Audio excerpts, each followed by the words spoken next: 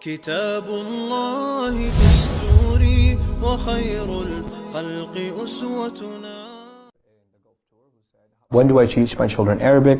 My boy is 2.5 years old. When do I begin to teach him Arabic grammar and Quran and to read the memorization? Because I want him to be raised with the Quran. What a beautiful concern you have with your child, that you want him to learn the Quran. But he's 3 years old. Chill out, lady. We want them to have what were you doing when you were 3 years old? You don't remember. You don't remember. You don't even remember, like, you should put your shoes on the wrong way. Kids are on the fitrah. They are beautiful. Let them be. Teach them, yes, teach them lovingly. Some kids have more aptitude. They want to learn quickly. They want to learn quickly, and you give them that opportunity. Some kids want to play more. Let them play more. Let them take their time. Parents have to learn to be flexible with their children and not impose the same standards and not make one kid compared to the other kid, especially in terms of their Quran. I have 6 kids. Not all of them memorize Quran the same way. Not all of them study Quran the same way. Not at all. I have one child who memorizes something in like 5 minutes. She can memorize it. This is ridiculous. She's so fast at memorizing. It's amazing. I have another who can, the same thing could take her a month. And I don't compare, hey, why don't you be more like your sister? Huh?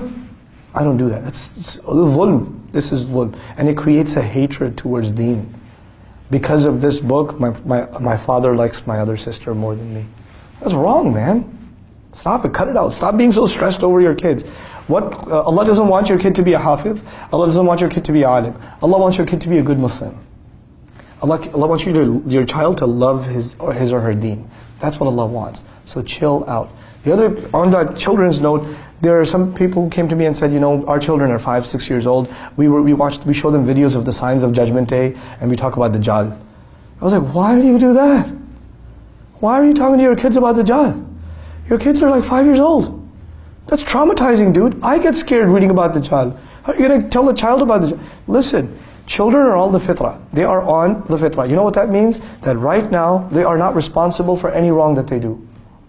Why do you want to put the fear of Allah in them when they don't have to have the fear of Allah in them? They don't. Fear of Allah is for someone who will be held responsible for their deeds. Yes or no? Right now is the age to expose them to the love of Allah, the mercy of Allah, the care of Allah, the gifts of Allah. That's the love of the Prophet. Nothing about the fear, nothing about Jahannam, nothing about Yawm al-Qiyamah, nothing about Dajjal, nothing about great wars and calamity. No, hold on a second. This is not what kids need. It will traumatize them. They'll think of their deen in such scary terms. Children get terrified.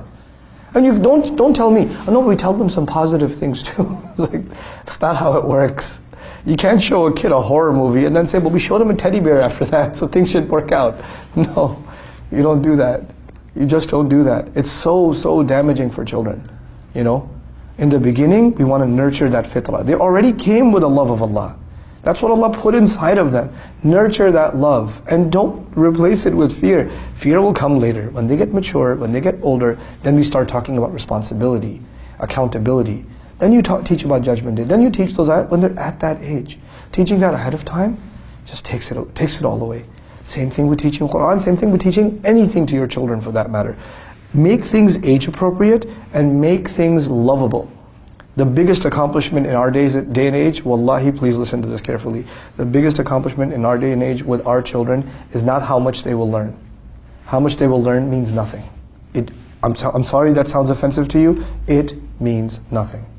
What will mean something? How much do they love their Rabb? How much do they love their Prophet sallallahu alaihi wasallam? How much character do they uphold? How truthful and honest are they? How easy is it for them to admit a mistake? How openly do they communicate with you? Their character is the most important thing, not their knowledge. Knowledge is superficial. It is for show to others. I'm not saying knowledge isn't important, but knowledge will always be secondary to character. Always will be secondary to character. Right now it's about nurturing that character, nurturing that personality, and a little bit of knowledge along the way. There are plenty of children who've memorized the entire Quran at a very early age with no character. And it's not those kids' fault. The only thing emphasized to them was memorizing Quran. And these kids will lie. These kids are mean. They make fun of their friends who don't memorize Quran with them as quickly. All the things you're not supposed to do as a Muslim, they do, but they're hufaz of Quran. So they're trophies of our community. Come on. What have we done? We emphasize things that Allah doesn't emphasize, and we overlook things that Allah emphasizes. And yet we say we're serving the deen. We again have to restore balance. Knowledge has its place, character has its place, and that balance between the two has to be struck.